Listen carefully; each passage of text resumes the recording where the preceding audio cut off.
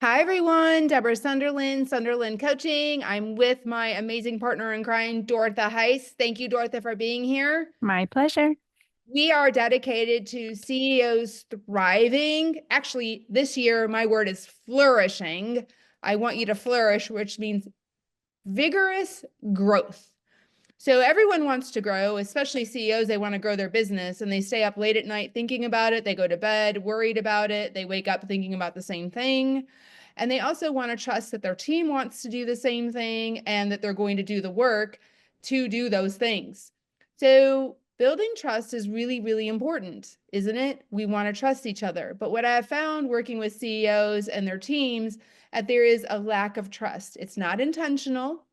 And one way that CEOs tend to show that they don't trust their team, which is obviously not what you want to do, but we just do it anyway, is we get worried. CEOs get concerned, they get worried, and then they have these thoughts in their mind, oh, well, I think I'll help my partner out and just go and do this for them. Or, oh, I better check to make sure this is happening because this is too important and this client will be upset if this doesn't move forward.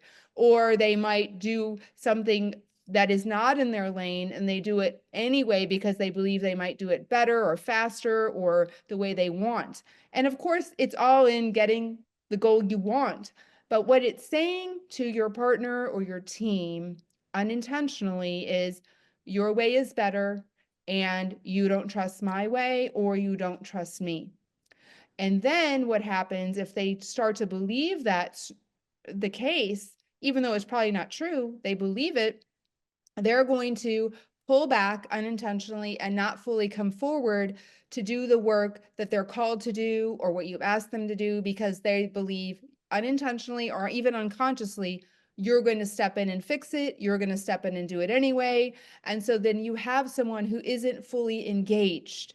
So if we want engaged, trusting teams, we need to be uncomfortable. We need to be uncomfortable that things could be done differently and it's still going to work out, or it could even work out better than we think it would.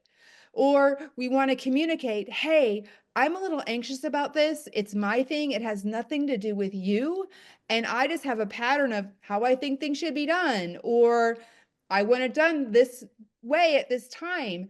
Out what's going on for you. Be vulnerable. When we're vulnerable, we can have conversations and we actually can know each other heart to heart and hear each other. And you can even say, hey, this is uncomfortable for me. I just want to be vulnerable. Could you hold a space for me to share what I'm thinking right now? Because I want to build trust with you. And I notice I have a pattern of maybe showing you that I don't trust you unintentionally. And I would love to know how this lands for you. So I'd love to hear your thoughts. I'd love to hear your feedback if you're willing to try this. And if you want to practice with me on anything, give me a 15-minute shout and let's do it together. Give me a shout about what a pattern is going on in your life and where you're not getting trust in your team, and we'll work through it together. Remember, you have the answers already inside of yourself. If you slow down and listen to yourself, you're going to know the answer. Thanks for being here. I totally trust you and believe in you, and so does Dortha. Way to go.